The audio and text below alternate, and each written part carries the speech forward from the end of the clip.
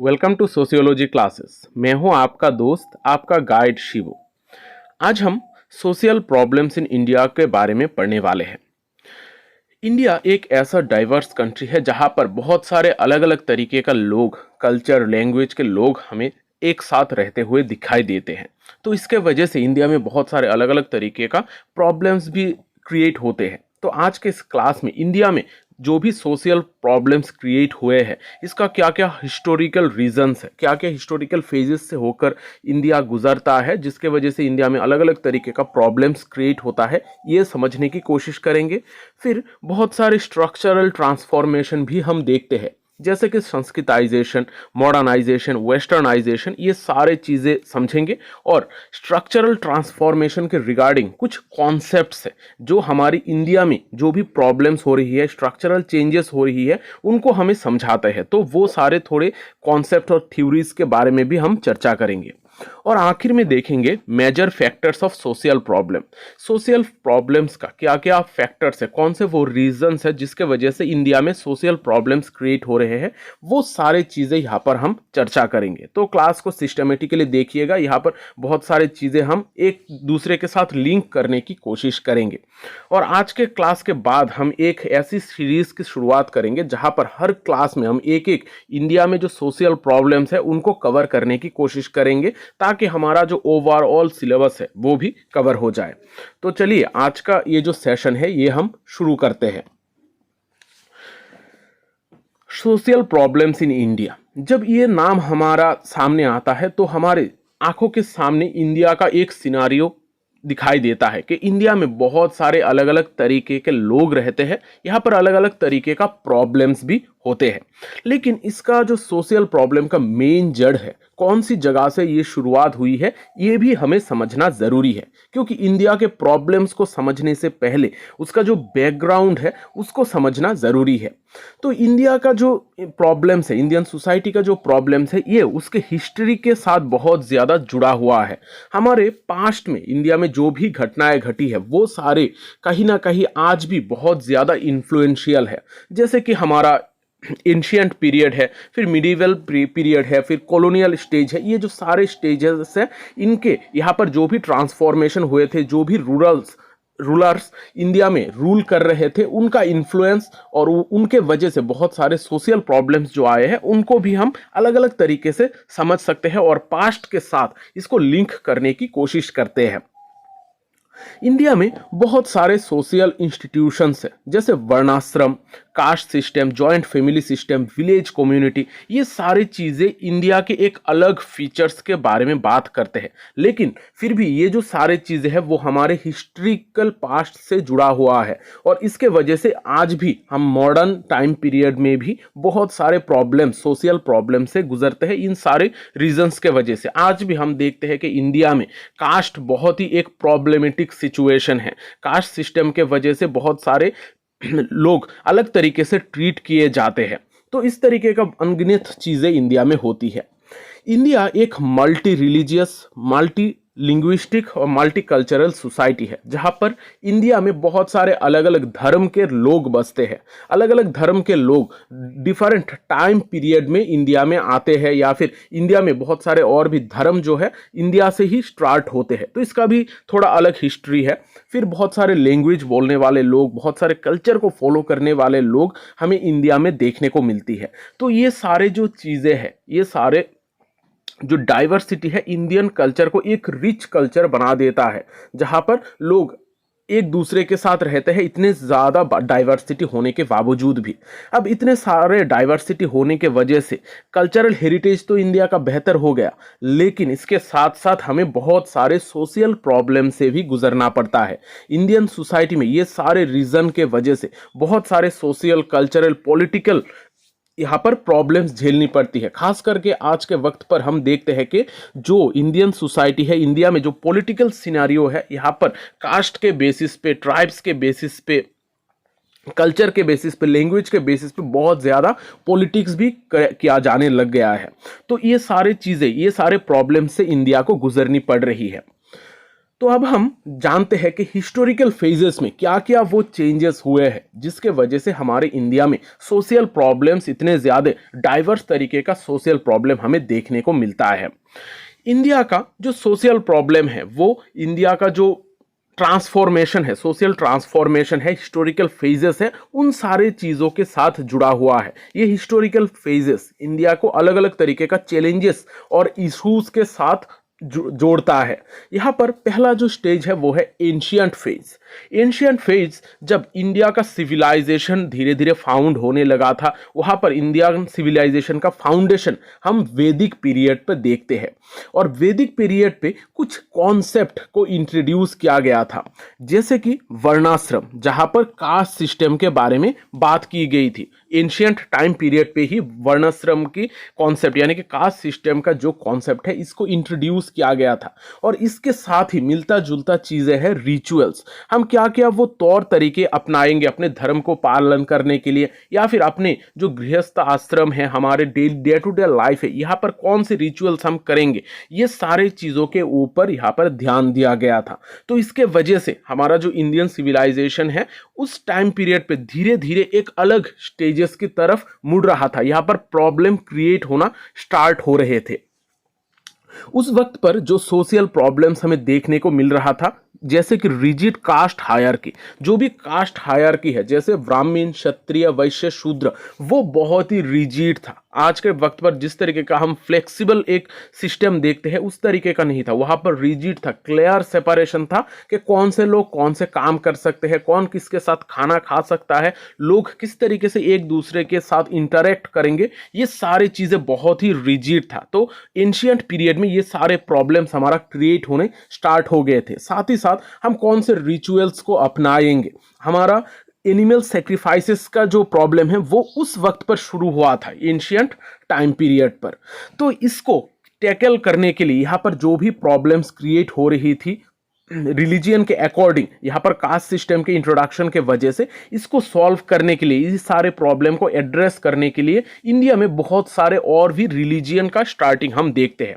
जैसे Buddhism, Jainism, ये सारे जो मूवमेंट है ये इंडियन कास्ट हायरार्की के एगेंस्ट जाकर इन सारे इश्यूज को सॉल्व करने के लिए एक अलग तरीके का नॉन वायोलेंट और इक्वलिटी को एडवोकेट करने वाला एक मूवमेंट हम देखते हैं, जहां पर बुद्धिज्म और जैनिज्म जैसे धर्म आते हैं और इंडिया के जो सोशल प्रॉब्लम है खास करके कास्ट हायरार्की को खत्म करने की कोशिश करते हैं।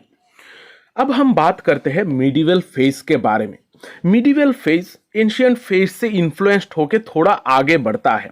अब इस टाइम पीरियड पर क्या होता है, हम सभी जानते हैं कि इंडिया में अलग अलग वक्त पर अलग अलग धर्म के राजा महाराजा यहाँ पर आकर रूल करके गए हैं। इसके बाद ब्रिटिशर्स भी आए हैं। इन सारे चीज़ों का इन्फ्लुएंस हम इंडिया में देखते हैं, इंडियन सोशल प्रॉब्लम्स में देखते हैं। अब मिडिवल फेज में जो इस्लाम था, इस्लाम इंडिया के कॉन्टैक्ट में आया था। इंडिया में इस्लाम का स्टार्टिंग नहीं होता है, लेकिन इंडिया में इस्लाम से कॉन्टैक्ट मिडिवल फेज में ही होता है, जिसके वजह से दो सेपरेट जो रिलीजियन है, जो एक दूसरे का ऑपोजिट कह सकते हैं, इस तरीके का दो रिलीजियन एक दूसरे के आसपास आती है, हिंदुइज्म और मुस्लिम इस्लाम। ये जो दोनों रिलीजियन है ये एक दूसरे के आसपास आती है और इसके वजह से धीरे धीरे इन दोनों रिलीजियन के बीच में कॉन्फ्लिक्ट होना स्टार्ट हो जाता है। यहाँ पर बहुत सारे चेंजेस आ जाती है। यहाँ पर ये सारे चेंजेस का मेन रीज़न ये नहीं है कि ये दोनों एक दूसरे के कांटेक्ट में आते हैं, लेकिन इंडिया में जो मुस्लिम रूलर्स थे वो इंडिया को रूल कर रहे थे, तो वो अपने तौर तरीकों को यहाँ पर इंट्रोड्यूस करने लगे थे और इंडिया में बहुत सारे लोगों को कन्वर्ट किया जाने लगा था। यानी कि पहले जो हिंदूज थे वो बहुत सारे फोर्सफुली राजा महाराजा के आसपास रहने के लिए बहुत सारे लोग इस्लाम को अपना रहे थे। तो इस तरीके से इंडिया में बहुत सारे ग्रेजुअली बहुत ज़्यादा कॉन्फ्लिक्ट बढ़ने लगा, लोगों के बीच में जो डिस्पैरिटी है वो धीरे धीरे बढ़ने लगा था। तो ये जो मिडिवल फेज है इसमें क्या क्या मेन प्रॉब्लम्स हम देखते हैं जिसकी शुरुआत होती है। हम पहले ही कास्ट रिजिडिटी और अनटचेबिलिटी के बारे में बात कर चुके हैं, कास्ट रिजिडिटी के बारे में बात कर चुके हैं, लेकिन इस कास्ट के अकॉर्डिंग जो अनटचेबिलिटी का कॉन्सेप्ट था वो मिडिवल फेज में ही सबसे ज्यादा उभर कर सामने आ रही थी और कास्ट रिजिडिटी और भी ज्यादा स्ट्रेंथन हो रही थी। अब यहाँ पर मिडिवल फेज में हम देखते हैं कि चाइल्ड मैरिज और पर्दा सिस्टम, चाइल्ड मैरिज उससे पहले के वक्त पर नहीं था। अब इस्लाम का इंट्रोडक्शन होने के वजह से जो लोग हैं वो अपने बच्चियों को, बेटियों को बचाने की कोशिश कर रहे थे ताकि उनको मुस्लिम लोगों के साथ शादी ना करानी पड़े। तो इस तरीके का जो सिस्टम है, इससे उभरने के लिए लोग चाइल्ड मैरिज का सहारा ले रहे थे। तो इस टाइम पीरियड पर हम देखते हैं कि जो चाइल्ड मैरिज है वो बहुत ज़्यादा होने लगा था, उसका स्टार्टिंग हो गई थी। और पर्दा सिस्टम बेसिकली मुस्लिम लोगों से ही इन्फ्लुएंस्ड होके, मुस्लिम कल्चर से इन्फ्लुएंस्ड होके ये पर्दा सिस्टम आया, और साथ ही साथ अपनी बहन, बीवी, बेटियों को बचाने के लिए ये पर्दा सिस्टम को इंट्रोड्यूस किया गया, ताकि जो भी दो कल्चर के बीच में, दो रिलीजन के बीच में जो कॉन्फ्लिक्ट है, इनसे जो महिलाएं हैं उनको बचाया जा सके। तो इस टाइम पीरियड पर चाइल्ड मैरिज और पर्दा सिस्टम का इंट्रोडक्शन हम देखते हैं, जहां पर सोशियो पॉलिटिकल इनसिक्योरिटीज से बचने के लिए, इनसिक्योरिटीज के वजह से ये सारी चीज़ें इंट्रोड्यूस की गई। तो उस वक्त पर हम देखते हैं बहुत सारे रिलीजियस कॉन्फ्लिक्ट होते हैं, इकोनॉमिक डिस्पैरिटीज जो हिंदूज और मुस्लिम्स हैं इनके बीच में धीरे धीरे बढ़ने लगी थी, और ये दोनों ग्रुप के बीच में कॉन्फ्लिक्ट हम देखते हैं। अब ये जो प्रॉब्लम्स है ये कॉलोनियल फेज में आकर भी हम देखते हैं। कॉलोनियल फेज में हम जो हमने मिडिवल फेज और एंशिएंट फेज में देखा है उससे हटकर थोड़ा अलग तरीके का प्रॉब्लम्स क्रिएट होने स्टार्ट होते हैं, क्योंकि जो ब्रिटिशर्स थे, जो इंडिया के ऊपर राज कर रहे थे, उनका कॉन्सेप्ट थोड़ा अलग था। वो लोग वेस्टर्नाइजेशन, मॉडर्नाइजेशन, ये सारी चीज़ों के बारे में बात करते हैं। वो लोग अपने वेस्टर्न कल्चर को इंडिया में प्रोमोट करने की कोशिश कर रहे थे। तो ये सारे इन्फ्लुएंस के वजह से, कॉलोनियल इन्फ्लुएंस के वजह से इंडिया में हम वेस्टर्नाइजेशन और मॉडर्नाइजेशन जैसे कॉन्सेप्ट देखते हैं। ब्रिटिशर्स इंडिया को एक्सप्लॉयट कर रहे थे, इंडिया में वो लोग एजुकेशन को इंप्लीमेंट कर रहे थे ताकि बेहतर तरीके से रूल कर पाए। बहुत सारे ऐसी चीजें हैं जैसे रेलवे, सेंसस, ये सारे चीजों का इंट्रोडक्शन हम इस वक्त पर देखते हैं।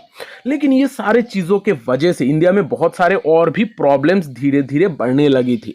यहां पर जैसे सती, विडो रीमैरेज, चाइल्ड मैरिज, ये सारे चीज़ों के खिलाफ लोग आवाज़ उठाने लगे थे, क्योंकि यहाँ पर वेस्टर्न एजुकेशन के इन्फ्लुएंस के वजह से इंडिया में जो लोग थे उनको पता लगने लगा था कि कौन सा चीज़ सही है और कौन सा चीज़ गलत है। लोग अपने खुद के लिए, खुद के लोगों के इक्वलिटी के लिए किस तरीके से लड़ सकते हैं, ये सारी चीज़ें मॉडर्न एजुकेशन के द्वारा मुमकिन था।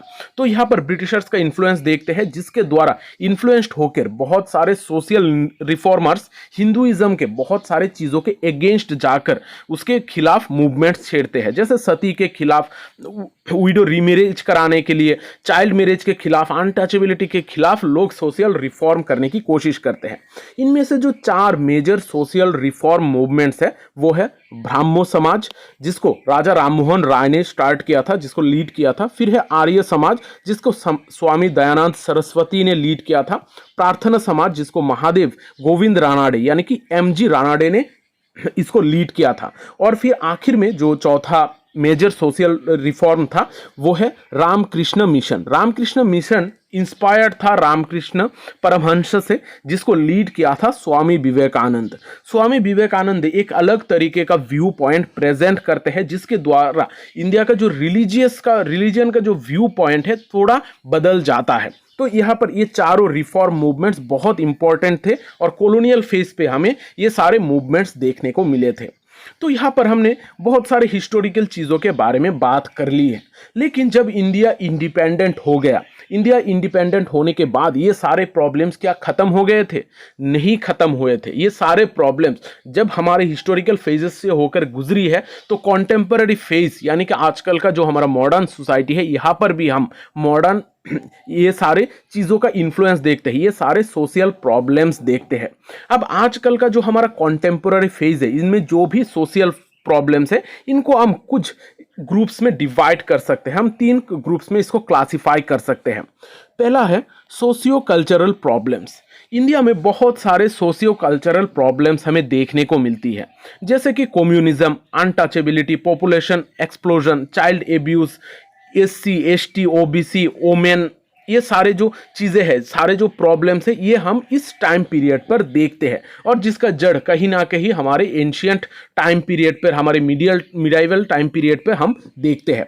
फिर इसके अलावा हम बहुत सारे इकोनॉमिक प्रॉब्लम देखते हैं, जैसे कि poverty, unemployment, black money, legal problems भी है जैसे क्राइम, डेलिंक्वेंसी, वायलेंस, टेररिज्म। अब ये जो सारे ग्रुप्स है, क्लासिफिकेशन है सोशल प्रॉब्लम्स का कॉन्टेम्पररी फेज में, ये सारे चीज़ें सेपरेट नहीं है, ये सारे चीज़ें एक दूसरे के साथ क्लोजली रिलेटेड है, एक दूसरे के साथ रिलेट करते हैं, यानी कि हम एक को छोड़कर दूसरे चीज़ को हम समझ नहीं सकते हैं। जैसे पॉवर्टी हमारे सोशियो कल्चरल प्रॉब्लम के वजह से भी हमारा पॉवर्टी क्रिएट होता है, जैसे अनटचेबिलिटी के वजह से पॉवर्टी आता है।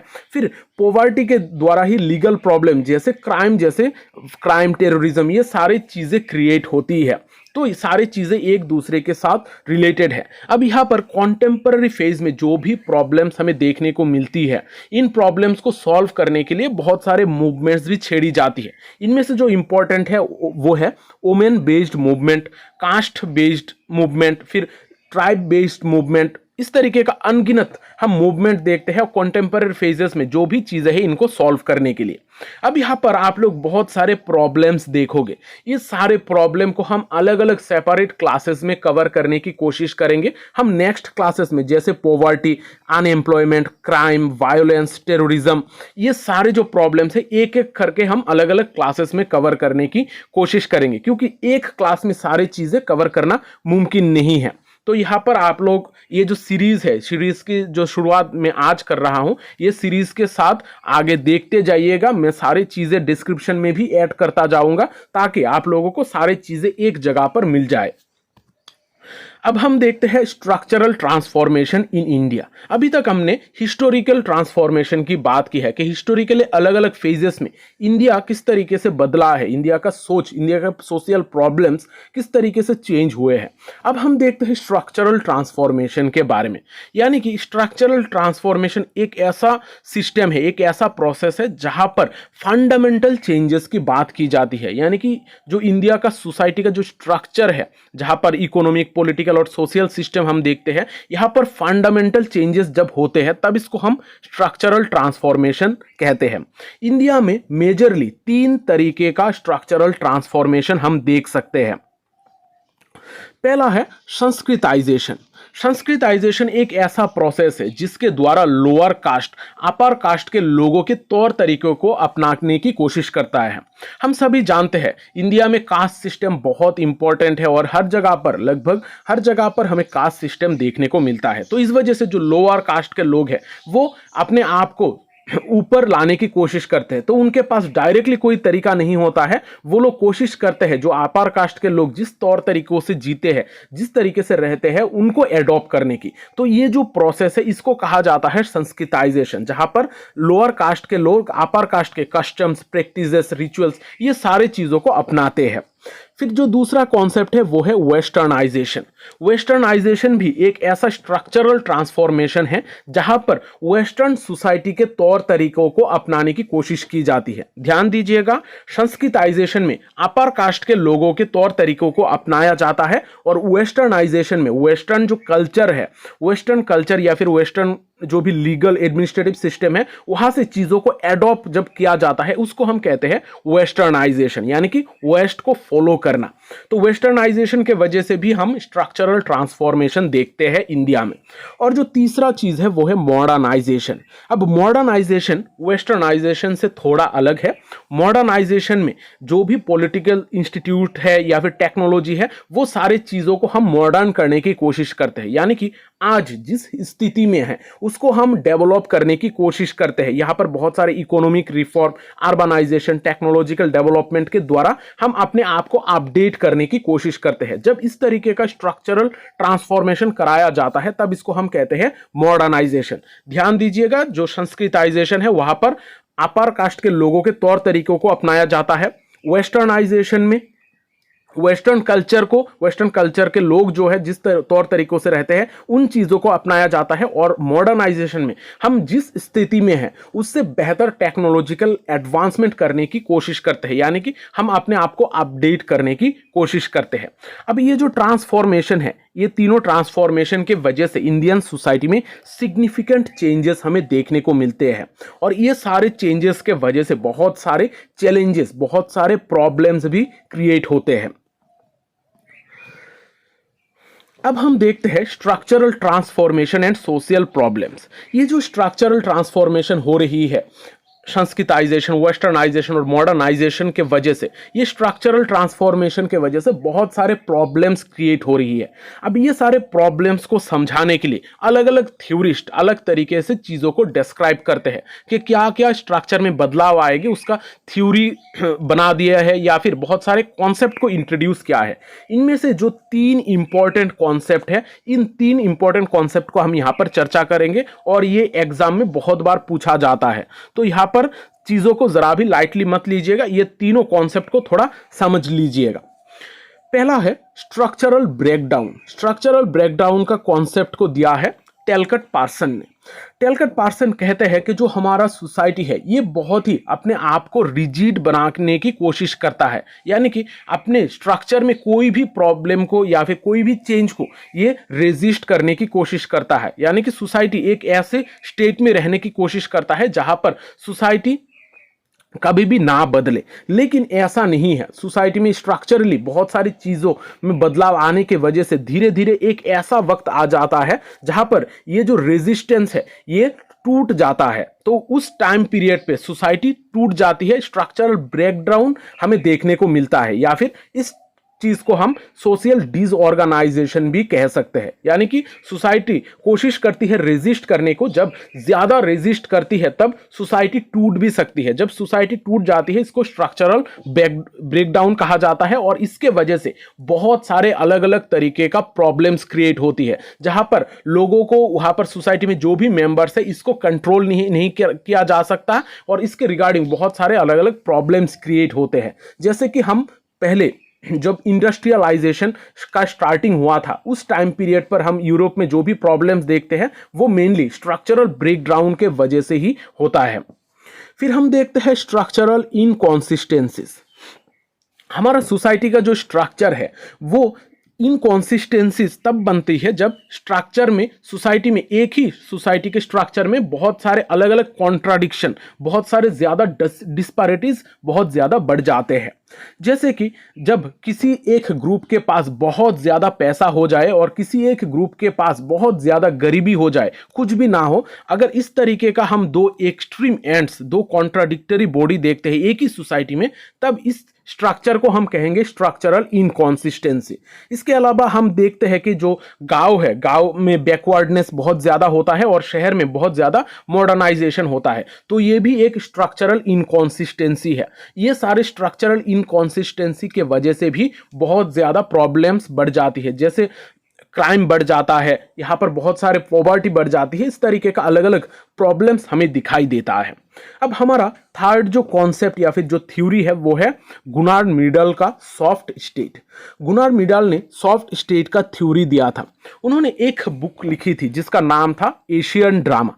एशियन ड्रामा बुक में उन्होंने सॉफ्ट स्टेट का कॉन्सेप्ट को इंट्रोड्यूस कराया था। अब गुनार मिडल क्या कहते हैं? वो कहते हैं कि जो प्रॉब्लम्स है, सोशल प्रॉब्लम्स है, वो एशियन कंट्रीज में मॉडर्नाइजेशन के वजह से स्टार्ट होती है। मॉडर्नाइजेशन के वजह से एशियन कंट्रीज में बहुत सारे प्रॉब्लम्स होने स्टार्ट हो जाते हैं, इनमें इंडिया भी इंक्लूडेड है। उनके हिसाब से जो एशियन कंट्रीज है, खास करके जो इंडिया है, वो एक सॉफ्ट स्टेट से होकर गुजर रही है। सॉफ्ट स्टेट यानी कि एक ऐसा सिचुएशन जहां पर गवर्नमेंट फोर्सफुली चीजें इंट्रोड्यूस नहीं कर पाता है। यहां पर जो गवर्नेंस है वो वीक हो जाता है और लॉ को इतने ज्यादा एनफोर्सली, इफेक्टिवली यहां पर अप्लाई नहीं किया जा सकता। जैसे कि हम देखते हैं रशिया, फिर नॉर्थ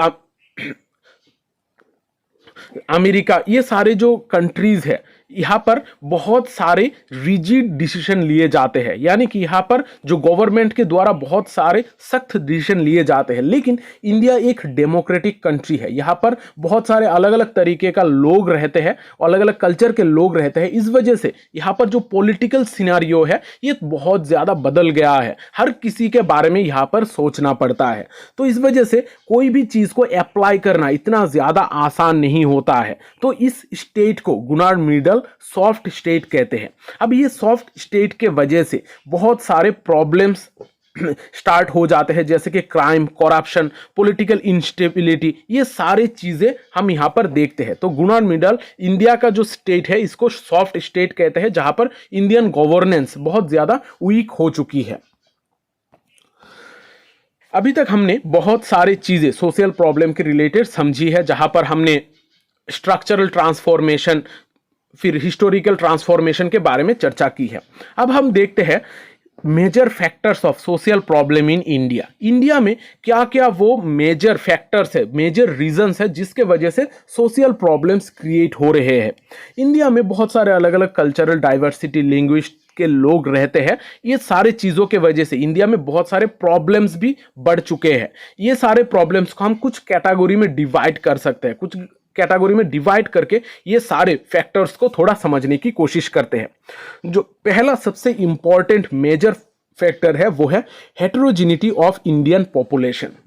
इंडियन पॉपुलेशन बहुत ज़्यादा हेटेरोजेनस है। यहाँ पर अलग अलग तरीके का रिलीजियन, कास्ट, लैंग्वेज, ट्राइब के लोग हमें देखने को मिलते हैं। ये सारे लोगों के वजह से, इतने ज़्यादा डाइवर्सिटी होने के वजह से इंडिया में बहुत सारे सोशल इश्यूज भी होते हैं, जैसे कि communism, caste based discrimination, language के बेसिस पे कॉन्फ्लिक्ट। ये सारे चीज़ें हेटेरोजेनिटी के वजह से होता है। तो इंडिया के हेटेरोजेनिटी के वजह से, पॉपुलेशन में डाइवर्सिटी के वजह से बहुत सारे प्रॉब्लम्स हमें क्रिएट होते हुए देखे जाते हैं। फिर हम देखते हैं कल्चरल एलिमेंट। कल्चरल एलिमेंट भी बहुत इंपॉर्टेंट फैक्टर्स है जिसके वजह से इंडिया में सोशल प्रॉब्लम्स क्रिएट होते हैं। जैसे कि हम देखते हैं फेटलिज्म, जहां पर एक ऐसा सोच है इंडिया में कि हर चीज़ जिस तरीके से चल रही है उसी तरीके से उसको चलना चाहिए, किसी भी चीज़ नष्ट नहीं हो सकती है। हमारा सोसाइटी जिस तरीके से चल रहा है, जिस स्ट्रक्चर में चल रहा है, उसी स्ट्रक्चर में बेहतर है। तो ये जो सोच है ये एक कल्चरल एलिमेंट का पार्ट है। तो फेटलिज्म हमें एक ऐसा व्यू पॉइंट प्रोवाइड करता है जिसके वजह से हमारे सोसाइटी में प्रॉब्लम्स जो है दिन ब दिन बढ़ जाती है, क्योंकि वो जो न्यू टेक्नोलॉजी है या फिर न्यू एडॉप्शन है, सोसाइटी में न्यू स्ट्रक्चर तैयार हो रहा है, उसको अपनाने की कोशिश ही नहीं करता है। फिर हम देखते हैं पार्टिकुलरिज्म, पब्लिक प्रॉपर्टी के रिगार्डिंग लोगों की अलग सोच, जहां पर पब्लिक प्रॉपर्टी को अपने खुद की प्रॉपर्टी की तरह ट्रीट करने का एक ऐसा व्यू पॉइंट इंडिया में हम देखते हैं। फिर हम देखते हैं patriarchal system. Patriarchal system India में बहुत एक प्रॉब्लमेटिक सिचुएशन है जिसके वजह से social inequality, corruption, gender based discrimination, ये सारी चीज़ें दिन ब दिन बढ़ती ही जाती है। तो कल्चरल एलिमेंट्स भी इंडिया में सोशल प्रॉब्लम के क्रिएशन में बहुत एक इंपॉर्टेंट रोल प्ले करती है, बहुत एक इंपॉर्टेंट फैक्टर है। फिर हम देखते हैं economy, poverty and education. Economy, poverty and education, ये सारी चीज़ें एक दूसरे के साथ रिलेटेड है। इकोनॉमी में अगर किसी के पास पैसा ना हो तो यहाँ पर पॉवर्टी का सिचुएशन हम देखते हैं, और पॉवर्टी से बाहर निकलने के लिए एजुकेशन सबसे इंपॉर्टेंट रोल प्ले करता है। लोगों को अवेयर करने के लिए एजुकेशन बहुत एक इंपॉर्टेंट माध्यम है। तो ये जो इकोनॉमी, पॉवर्टी एंड एजुकेशन है, इसके वजह से भी इंडिया में सोशल प्रॉब्लम क्रिएट होते हैं। अगर लोग इलिटरेट रह गए और एजुकेशन लेने के बावजूद भी अगर लोग अनएम्प्लॉयड रह गए, तब भी हमारी सोसाइटी में प्रॉब्लम्स क्रिएट हो सकती है।